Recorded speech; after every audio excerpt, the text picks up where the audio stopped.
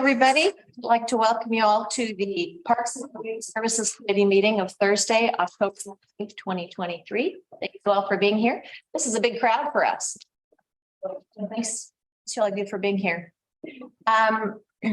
Before we start, I want to welcome our newest committee member, and that's Tom Landrum. Thank you, Tom. Thank you. I think you'll really enjoy being on this I committee. think I will too. Yeah.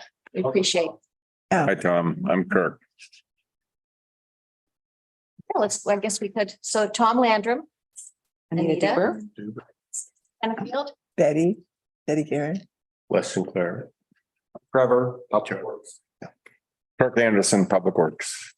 AJ Welliver, Public Works. And I'm Tessa Schott, also opposed. thank you, everybody. So first we have approval of the minutes. Any I'll move changes? to approve them. I like the kind of storytelling that the minutes read like, but I will move to approve. Thank you, Lex. Any discussion? Okay, all in favor? Hi. Opposed? Wonderful, thanks. And thank you, Tessa. Hmm. Public comment. Can I ask y'all to I'm Lynn, 179 East Coolidge. Please set the date for Earth, the 12 days of Earth Day. Okay, Before December 1st, that way we can get out to people, we can talk to businesses, it is a last minute scramble. Because we need time to plan. thank you.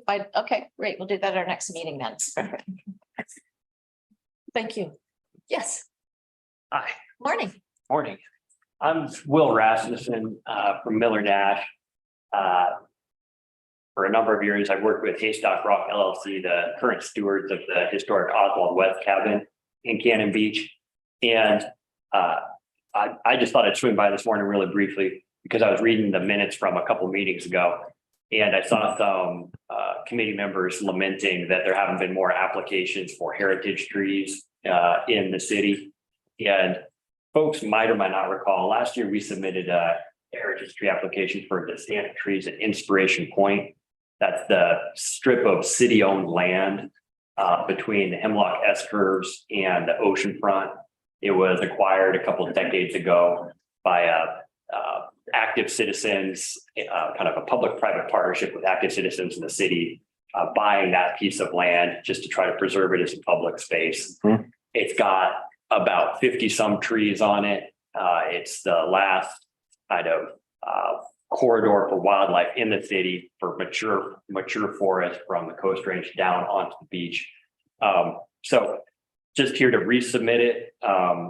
It's a very well documented application. There's a lot of history on the site. It's adjacent to the historic Oswald West cabin.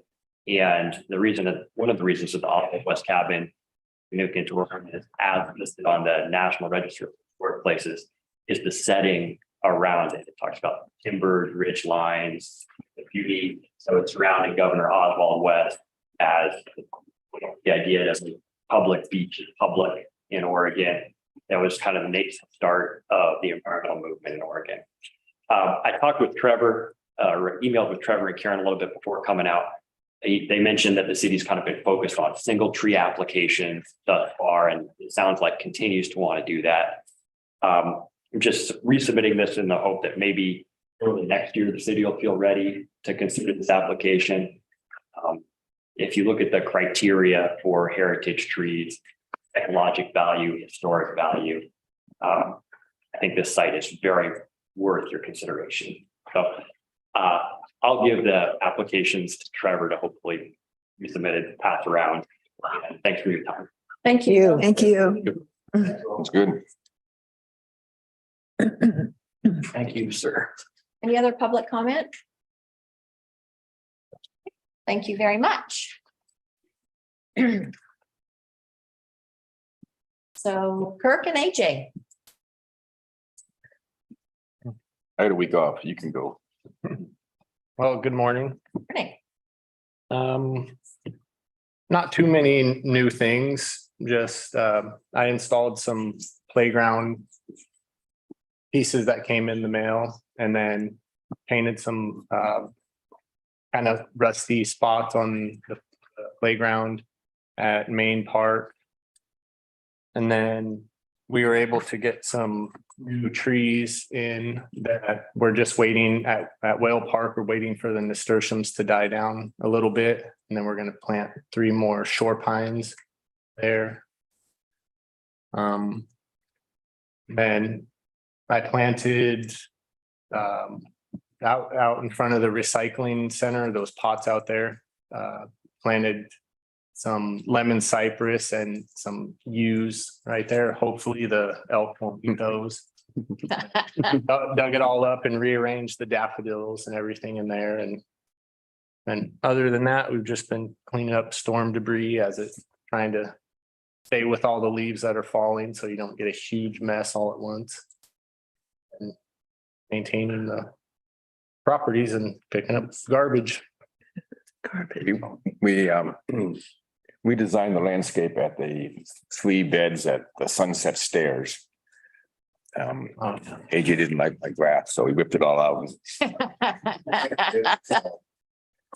Oh, yeah, A lot more work coming down the road, but I think it's really gonna be a nice improvement.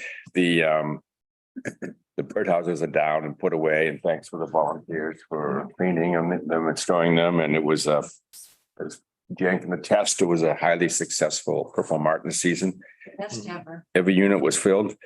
I believe last night was the finale of the men's Wednesday night soccer league. Which I kind of, a little bit unrelated, but I think it's probably time to turn off the power to the bandstand for the winter. Concerts are over, and rather than have people using them, we kind of turn it off. Leave a few outlets alive for the Christmas lights. Toward the end of the summer, I spent a little bit of time trying to patch together the pickleball nets. They're just wearing out. And so I want to report that the pickleball use was extensive, probably more than tennis a little bit. And we bought 4 nets and put them up quick. I think it was 2 years ago. And I'm gonna try and patch them together again. I think we should probably purchase new ones, but I'd like to hold off and not install them till after the winter. From this winter and then deploy them with. And I'll work with Trevor and AJ and see if we can research some heavier duty ones. This was the first try and they were great, but it's 2 years in this weather and this much use, and they're pretty short. But I think I can make them work for a few more months. That's it. Wonderful. Thanks, guys. Yeah, thank you so much. Thank you. So today we have the North Coast Watershed Association here. They're going to be presenting to us. So thank you. Come on up whenever you're. Where would you like us to stage ourselves? I can move over. Yeah, I want to sit here. You Or wanna, we can put 2 chairs. You guys just do it I down. can go over there. great. Well, hello, everyone. Good morning. Good to see you.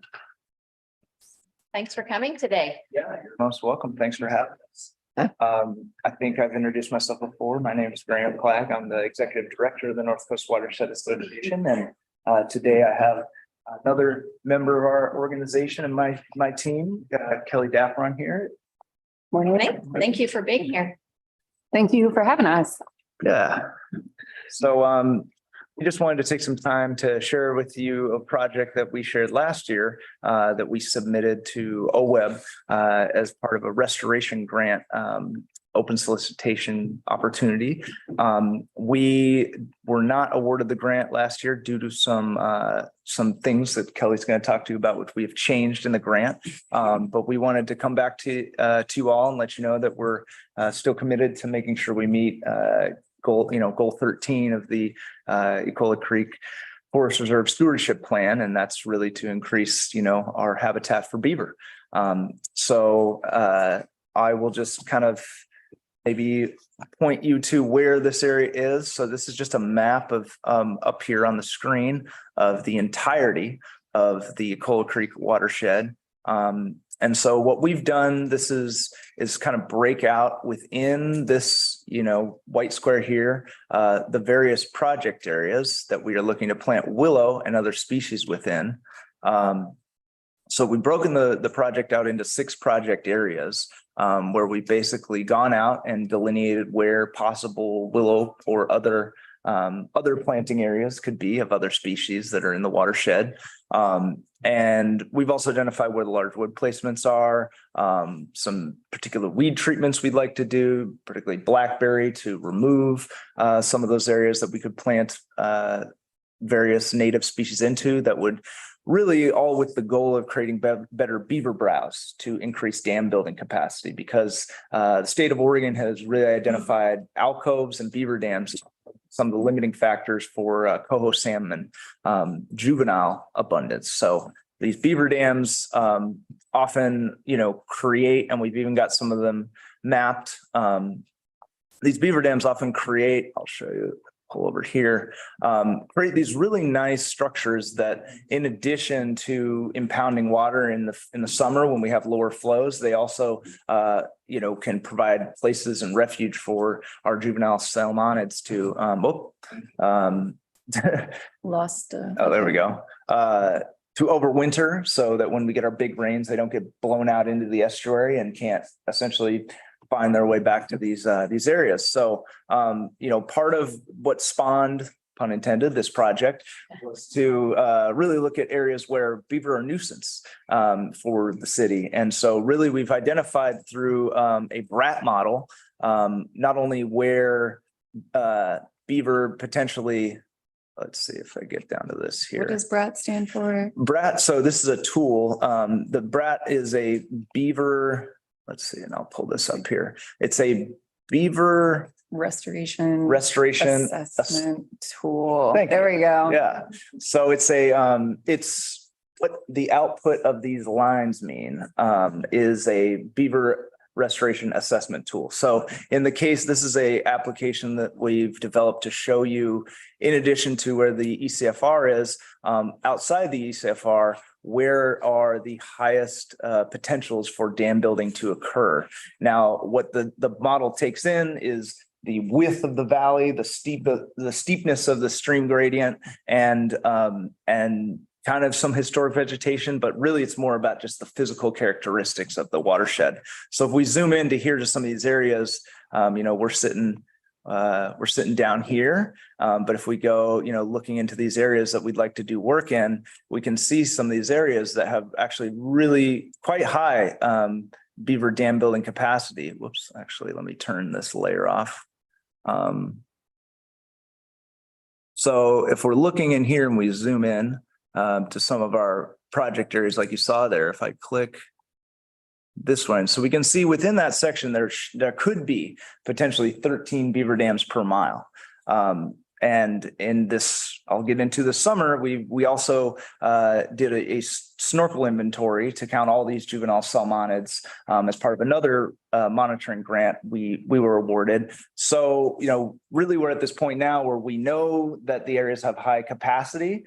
We aren't seeing any beaver dams there. We know the juvenile fish abundance currently, and what we want to do is create a project where we could actually enhance some of the browse features that beaver would have access to in the watershed to really generate that cordage of size material we need for beaver dams to be built. Right now, there are beaver in the watershed. However, they're doing a lot of bank beavering. And I just thought I'd pull you down here to show you where the nuisance areas are, these red flags. You can actually see these aren't really high intrinsic areas. Most likely, what our best educated guess is that there are willows that were planted down here and just kind of near the estuary naturally, the flats of dune willows that they're keying into. And so maybe it's not the best overall habitat for their building, but they have the material. So I think that's really what we're trying to address throughout the watershed. And yeah, Kelly's going to tell you a little bit more about that. Do you want to cruise around? Yeah, I'm not really sure what's going on with the computers. I'm mostly just going to talk at you this morning. I think I Graham. see better on that TV if you're. Oh, yeah. But I mean, this is essentially, pretty solid example, this is what we have to show you basically. So it's already there. And yeah, as Graham mentioned, in 2022, we wrapped up a technical assistance grant that produced this model of where beaver are more capable of producing dams, but they're not producing dams there. And so that's the big issue with this. And if you have ever walked around in the Cola Creek Forest Reserve, like along the creek outside of the trail area, it is pretty stark, the lack of shrubbery along the creek. And it's nice for walking, but it's not great for beaver. And it's really, really crazy to see like a tiny little sprig of salmonberry here and like one elderberry there. And so one of the issues that OWEB had pointed out in the previous submission of this grant that wasn't funded was that there wasn't a clear connection of lack of forage and lack of beaver presence. And I think by sort of delving deeper into the Cola Creek Forest Reserve Stewardship Plan, which was originally wrote in 2006 and updated in 2013, it does specifically state that a lack of forage is a potential issue. And the history of the Cola Creek Forest Reserve itself is pretty indicative of how that could be, in that 805 of the 1,040 acres were not purchased from ODF until 2010. So until 2010, they were still working forests or tree farms being harvested and managed for tree harvest. And until last year, this year, logging companies are allowed to log directly up to streams that don't bear fish and within 20 feet of streams that do bear fish. And that's just the legal, ease of it. And what actually happened on the ground, who knows? There's a lot of wiggle room there, especially when the terrain is interesting, as it always is out here in the Coast Range. So with that happening in over 75% of the forest reserve until recent history, 2010, it starts to paint a picture of why there might be a lack of forage. So that connection was one of OWEB's big issues in not funding this. And we're doing a better job now of going in and saying, well, we've gone on the ground, we have these photos, let me paint you this history a little bit more clearly. So that's one issue that was central in the decision to not fund this last year. And so that's one of the big changes that has happened alongside. Grant mentioned willow plantings quite a bit. And I think that there are examples in parallel watersheds, the Nicanacum, for example, where it's like similar altitude and large willow presence. But as it is within the Cola Creek Forest Reserve where we are, we have not seen any willow up there. And so now we've limited willow plantings to one area, which is Project Area 2, which is the one place that is highly disturbed still. And it is alongside a diked road that is maintained for power lines. Those power lines that are the sole source of power for Cannon Beach run through the Cola Creek Forest Reserve.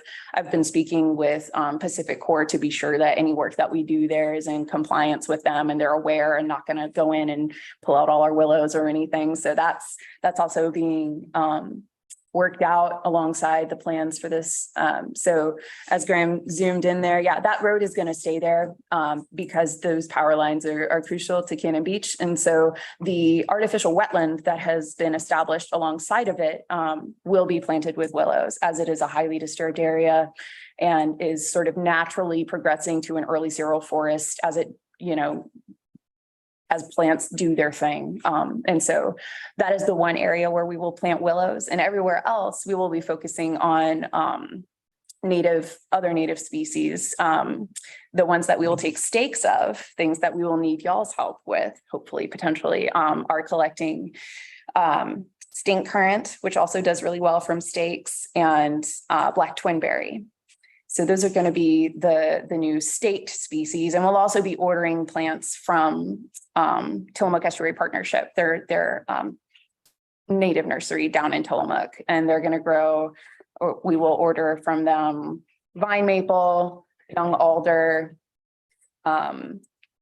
and spruce, and maybe one other, elderberry. So those are the planned plants. And I mentioned spruce. That is in response to another issue that OWEB had indicated in the previous submission of this grant. And that is that we do plan to girdle or fell some alders alongside the stream to open up the canopy a bit. And this will be done quite strategically, to the tune that we will fell them in a way that we can plant in between them and use that as an experimental method of protecting some of our plantings in addition to exclusion fencing. So we'll have these inter-alder plantings. We'll open up the canopy so that those plantings will receive a little more sunlight.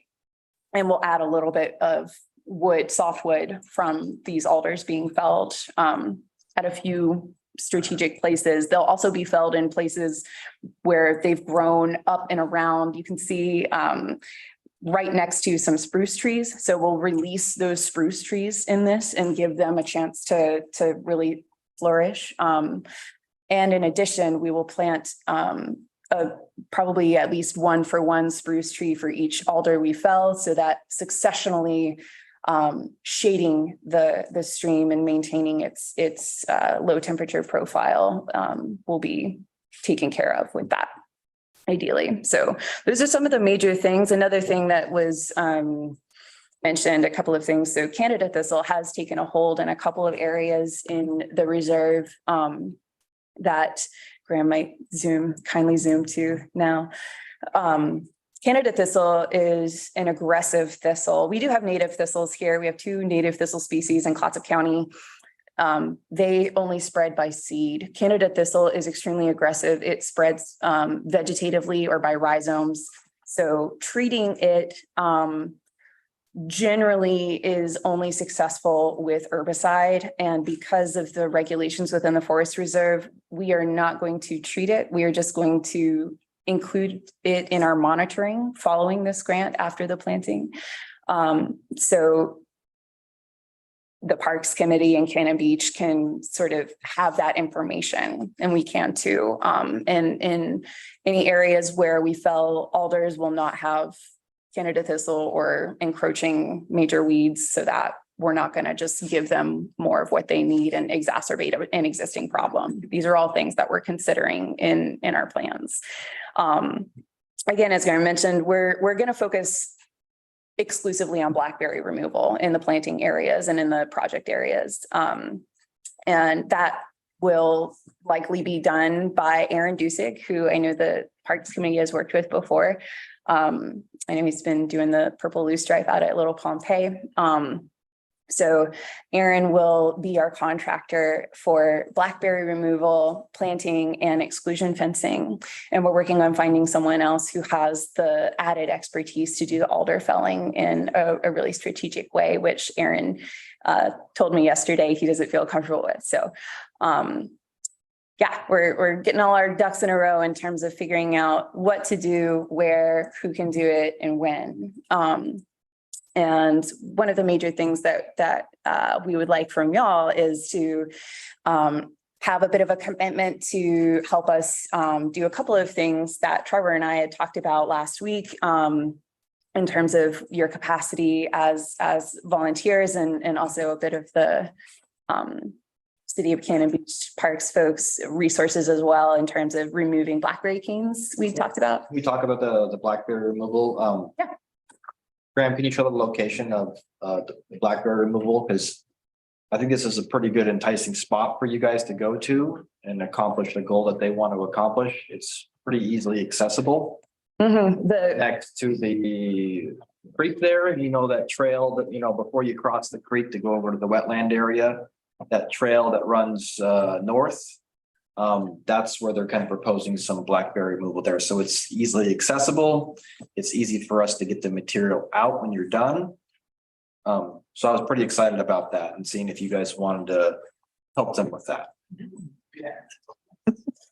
Yeah, great. Yeah, that project site that is right alongside a trail, it would be easy to get machinery in. It's a pretty established large patch of blackberry. They're not that tall, but they're hardy. So I think that doing that with volunteers and staff and a contractor is probably what's going to happen in terms of a 1, 2, 3 punch to get it done. There are spots of blackberry within each of the project sites. Project Area 2 is the only one that's really easily accessible. And so that was another issue of OEBS is we had leaned pretty heavily into volunteer labor prior at all of the sites. And we have changed that around to project area 2 is our volunteer area. And project areas 1 and 3 through 6 are going to be mostly handled by a contractor and staff, and possibly a volunteer or two, but it's not mandated. So if someone's interested in that and capable and willing, you know, it's on the table, but it's not something that we're relying on. So that's another issue that's been addressed that OWEB pointed out. I think we'd like to be able to demonstrate the community's support by trying to round up volunteers as much as you can, Yay! I love that. buddy, but Yeah, that's amazing. We are still including volunteer labor in project area 2. I think I currently have baked in 200 hours of volunteer labor, and that would primarily be for planting.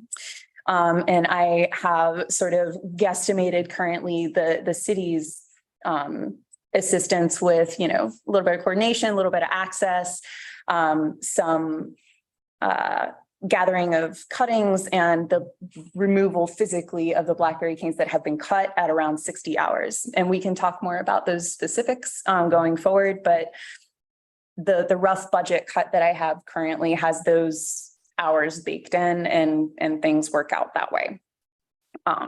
So yeah, and I used, what was the name of the organization in Olympia that Oh, South Native or Sound Native Natives. Plants.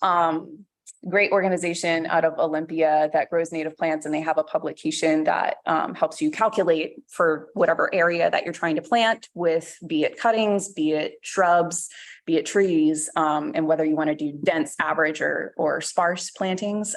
We've leaned into dense numbers and used the acreage that Graham has calculated in his maps. And I think we've landed at we're going to need around 20,000 stakes.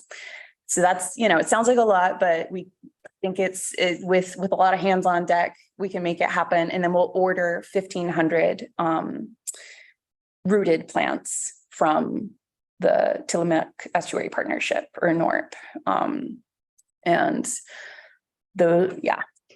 That should give us about what we need in terms of the planting areas, which is about 1.5 acres total over the 6 project sites.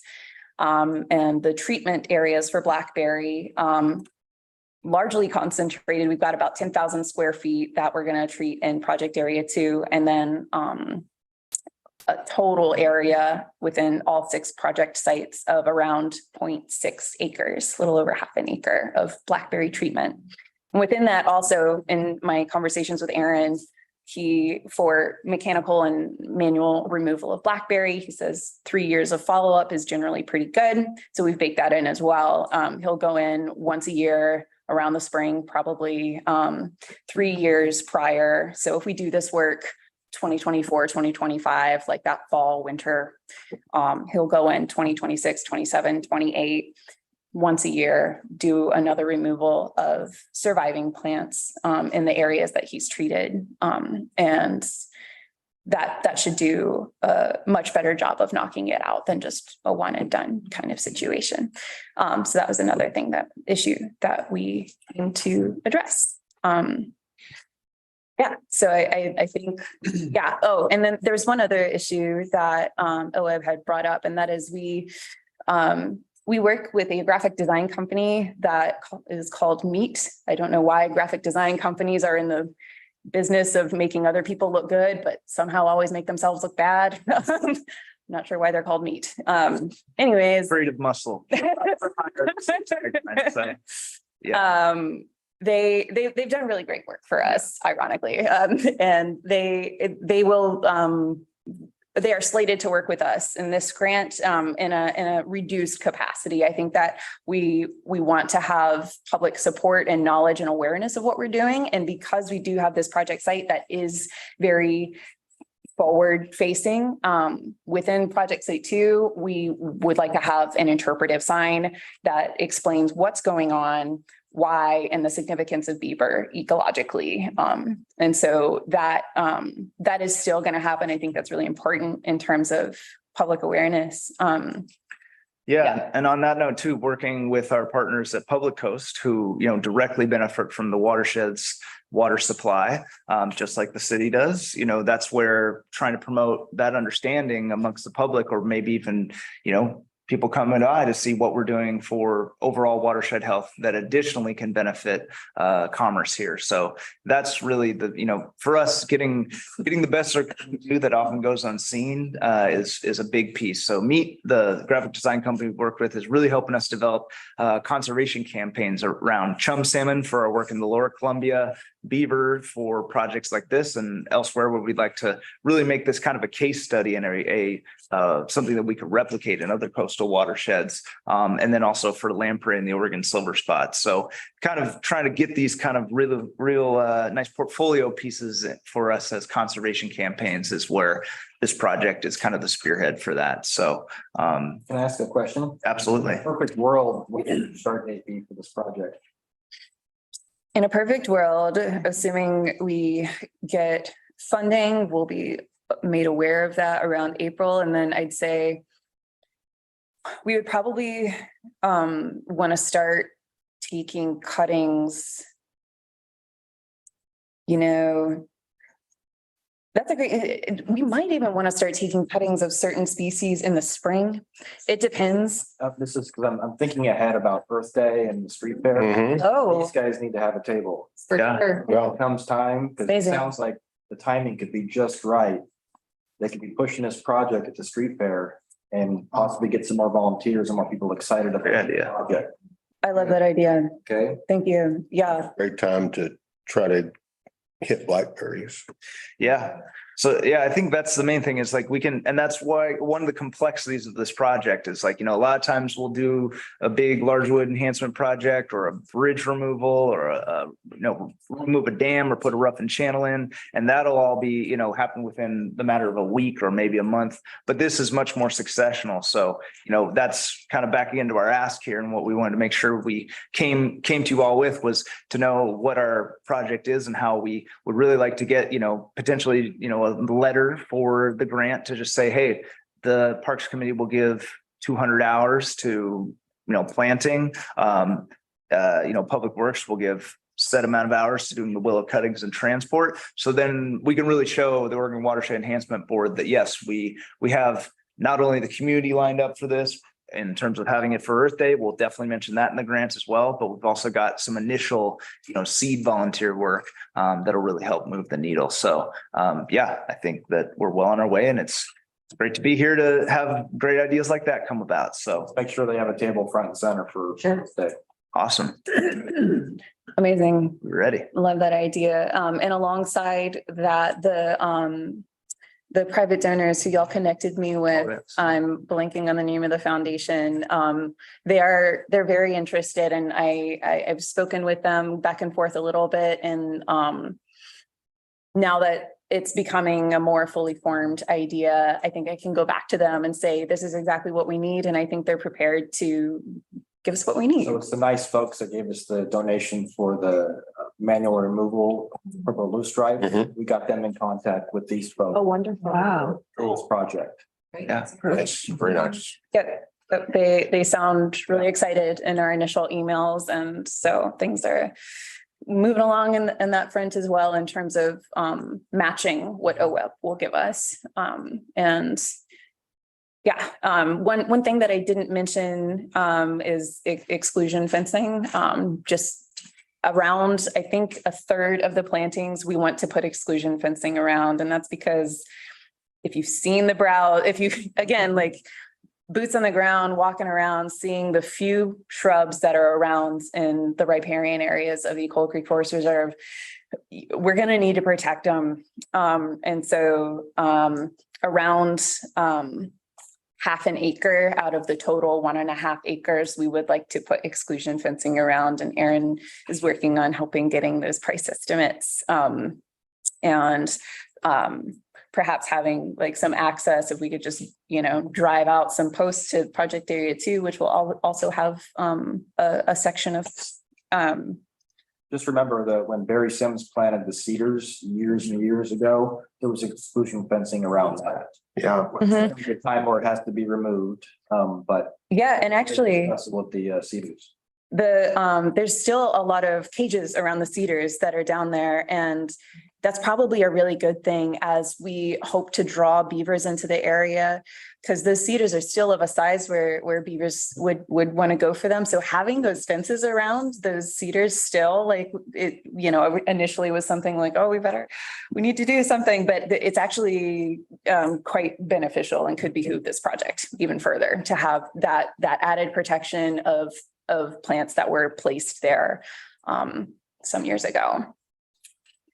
Yeah, so that's, I think the main thing is we're doing a little bit of an effectiveness study here too, to understand, okay, what does it look like if we just plant and don't do any protections? What is it if we, drop some alder and plant in between those and essentially preserve, this much of it under the log that even if it gets browsed, it will still sprout from. And then what is, total exclusion fencing for those areas look like? And so based on all that will really inform how we manage these areas in the future too. Mm-hmm. Yeah, for the 3 years of going back and pulling blackberry, we'll also go back and hopefully have volunteers also helping us with monitoring, especially a project area too, but again, open to other areas if someone's like into it. We're going to have photo points and estimated survival. And if that estimated survival falls below around 60%, then we will plan to replant.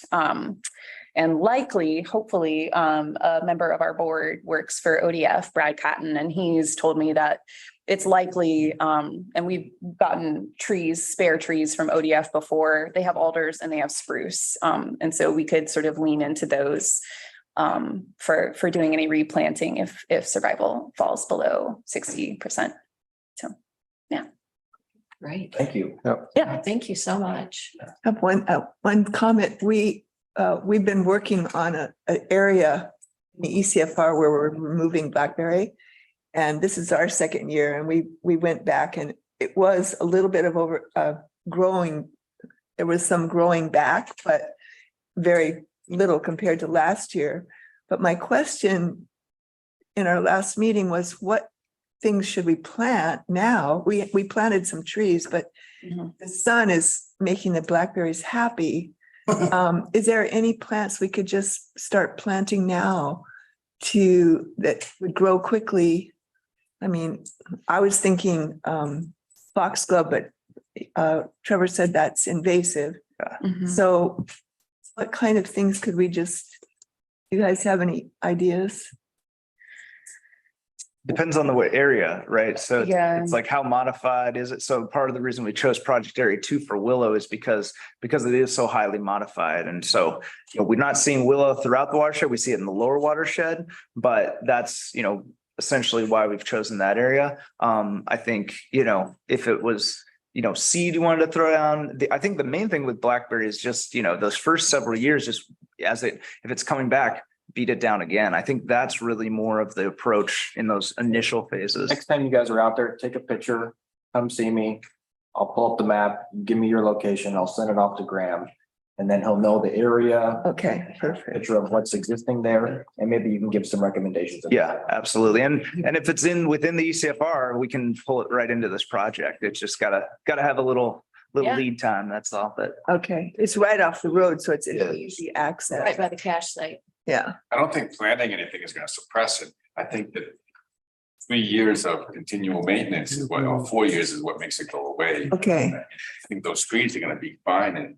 Yeah. I don't think you overwhelm that area with more plants. This is my thinking. okay. yeah, I think the main thing is first and foremost getting the starch, getting the root wads out, and then the other thing would be getting stuff in there. So Yeah. nothing's going to compete with the blackberry until the blackberry has been either removed. There's going to be some seed bank there, but the thing is, if you can shade it out, that's where you can suppress some of that. We might have to do some follow up, but that's where we provide that service. So So I don't recall the fellow who did the purple loosestrap work, Aaron. Aaron Aaron Dusick. Dusick, yeah. His last name? Dusick. Dusick.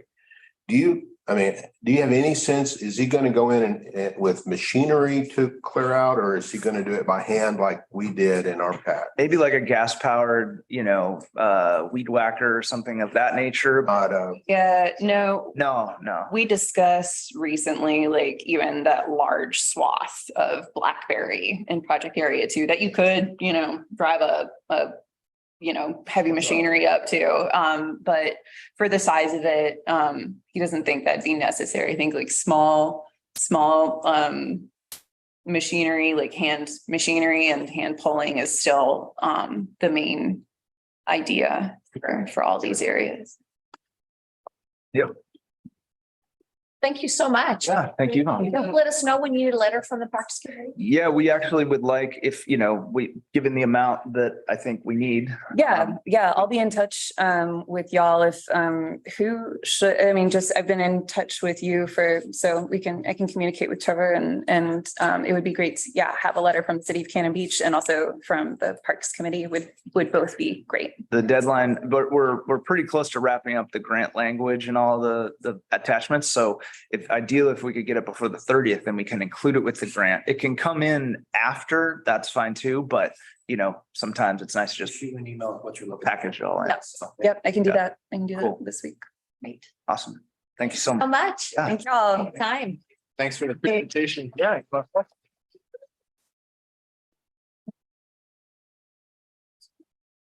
Okay, so next is right away tree removals.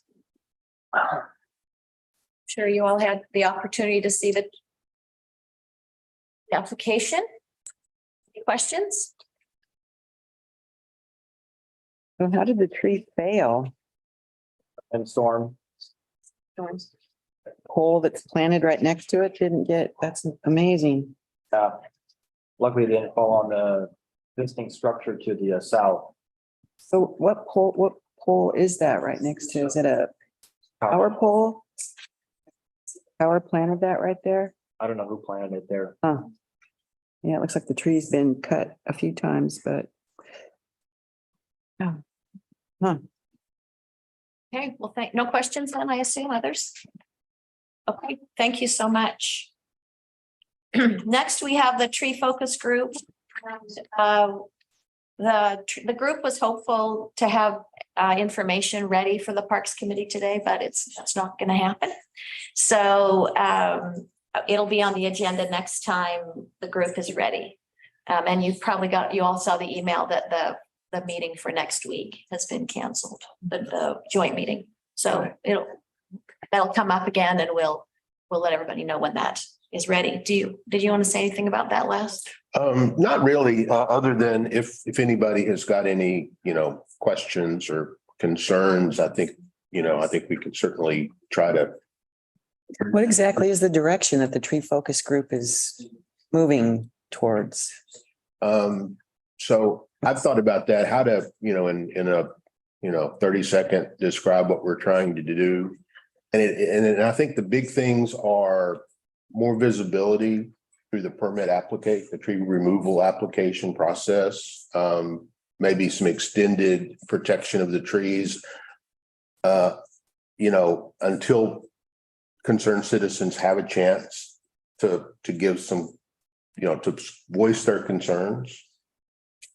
And then we've kind of started trying to identify the difference. Not all trees are the same. And so we're trying to come up with a way to identify what we're calling significant trees. I'm sorry, I'm getting distracted by the conversation in the Yeah, back can you there. guys Could we- step outside for your could we- conversation? We're trying to have a Yeah, meeting thanks. and I'm getting distracted. Sorry. But we're trying to get some enhanced protection for significant trees, which, as you can imagine, are probably the bigger, trees. And I think we're trying to get some language that would encourage tree preservation, Mhm. in-house planning, that kind of thing. Are you looking at the cost of the tree permit at all and significantly increasing that as a And way to have people maybe be more creative in their design and building? I mean, right now it seems pretty nominal. It's $50 for 1 to 4 trees and then $100 for 5 or more. And I was thinking that that might be a way to motivate people to think about their configurations if, you know, and I don't know if you want to go size as well, but made it significant enough that it wasn't just a, I think maybe Trevor should comment, isn't that kind of just to cover administrative costs? yeah, I don't know, Use as a penalty. not a penalty. What's Penalty. It's a motivator for people to think about maybe a design, but Yeah, I just throwing that out there, just looking at the applications. we've discussed, certainly enhanced penalties for removal of trees without a permit.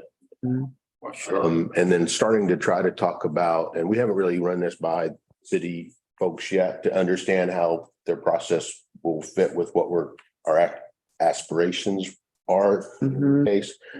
But, you know, but trying to put a process in place that you know, actually requires that an applicant think about tree preservation as part of their planning process. So I don't think we've really talked about increasing the permit fees, but the discussion around increasing the penalties for cutting down trees essentially illegally. But you want to be proactive, I would think, you know, that you want to make them think before they cut it down, not just, well, you cut it down because you can't get the tree back once it's gone. Right. So even though those seem like they would work hand in hand, but be proactive to, you know, think about it before you cut a tree down. Well, I think at this point, we're focused just on having a lot more eyes on the tree application process than what currently happens, Right. you know?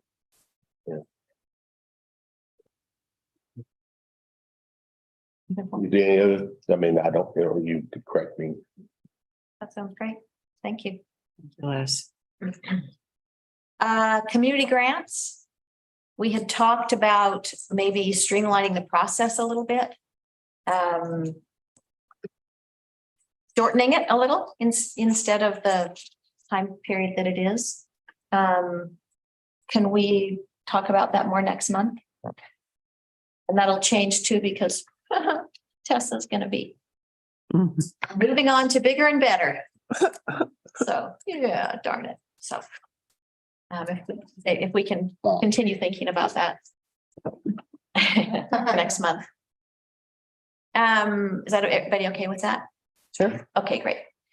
So heritage trees. I started to fill out the application, as I said I would. And then I thought, well, I think probably all of us need to talk about why we think the tree in Les Shirley Park is worthy of heritage tree status. And so if you all could, we could talk about it today, but we're getting a little short on time. So if you could all email me your thoughts about that beautiful tree at Les Shirley Park, and then I'll put the application together and we can finish discussing it next month. So should we be basing that on the criteria within the form? So this, yeah, that'd be great. And where do we find that at? Is that? You just go into the city. Let me tell you, I'll send it to you. Okay, thank you. And then I can put it in the application and we can all be a part of the application process, if you guys are okay with that. Yes. Okay, great. So that we would be ready at next month's meeting To vote on it. to vote and Yeah. nominate it and Get get it. out early and. Okay. And then next month too, we can talk about what Will Rasmussen brought up today, if you are all okay with that. Okay, Yes. but I still think it's important that we start with one tree and make sure that we understand the process and how to move forward properly with it before we decide to start talking about more than one. Is there any way, though, that we could put forward that this is a consideration for possibly the future so that it would discourage? I don't know. I'm worried about those trees. Yeah, What trees? the trees at the Inspiration Point that Will was talking Yeah, about. you're worried about them? Just, Want to get us, you want us Wanna to make sure that- fast track the, well, no, I just wanted, if there's any way we could say, this has been suggested. Oh, I see. Thinking about it, but it's not like we're ready for it, or we may never be ready for it, but at least That's for future consideration. it just gives people a chance to say how important those trees are to the community, you know? Well, and I don't know. the spruce tree preserve as well is another area that we talked about. That's why we're cleaning it up, so it becomes worthy. So we can always keep that on our radar too. Yeah. Yeah. Okay. Okay. So is there a date that you can tell me? So, Just within 2 weeks. okay, That'd be great. Then we can get it in the packet and okay. wonderful. So the reserve cleanup this weekend, Betty? Yes, we're gonna be meeting at the parking lot at Little Pompeii. Is that how you say it? Is it Pompey or Pompey. And we're gonna be just walking up the trail and dealing with probably mainly blackberry as we move up the trail. And then we'll just move everything down by the parking lot, That's this Saturday? 10 to noon. Okay. Thank you. Yeah, Yeah, thanks. Sorry, I got a little frog in my throat. we only need about 200 people. Each of us is gonna have to count for a lot then. I know. Bring all your fingers and toes. I was gonna say, I'll bring 10 fingers. Thank you so much for always keeping up on that, Betty. Okay. Thank you. Thank you. Okay, so good of the order. I got something. Okay, ODF W contacted me, ODFW contacted me, and they're gonna be starting their yearly fish survey in the ECFR. So they're gonna be starting possibly today, and it'll go in they'll do a site visit once a week till January 31st. oh, wow. Okay, and they're looking for coho, hopefully some Chinook. Wow, wonderful. Anybody else for good of the order? I have a couple of things. And I got one more thing. Yep. I'm sure some of you might have been up to the ECFR yesterday and saw a big giant fifth wheel up there. It's not, nobody's camping there. Somebody got in trouble. They're in the process of trying to get it out of there. Tell it's a giant fifth wheel. It's Are you planning to open the gate? Because that's the only way that I heard that, yeah. Yeah, But we were just dumbfounded how anybody would think that they could drive up there like Yeah. that. It just, yeah, crazy, huh? yeah. it's Not gonna be- implying we need another sign up there at all, but just funny how somebody, I don't know if they Googled and saw a road or they were thinking, but That's all I got. Wonderful, thank you. thank you. So I wanted to let you know that I presented to the council the memorial policy. And they were pleased with it. They only made one change, and that is they wanted people to know that if a tree is going to be planted, they also have the opportunity to do a commemorative plaque. So that was added, Not at the tree. not at the tree, but at the bandstand. Oh, I'm sorry. Thank you. Sorry. Sorry, Kirk. I should have been clearer. Perfect. At the bandstand. So You're off your left. okay, so they have that option as well. The council just wanted to make sure that people knew they could also do that in addition to I planning. thought that was kind of implied in the language anyway. Right, but they want it to be pretty clear. So that's the only change that was made. Otherwise, there was very little discussion and they were very pleased with it. So, Yeah. so sorry, Kurt, didn't mean to scare you. Don't want to start that up. And then I'm sure you all received the email that letting us know that Tessa is going to be leaving the city and moving on to exploring other things. And we're excited for you. We're going to miss you. You've been wonderful. Thank you. So thank you so much. And good luck. It's going to be exciting being in a big city again. And then when we're finished, I did bring some treats, and I know there are a couple other things we wanted to do. So anyway, so thanks, everybody. We'll see you soon. See you Saturday.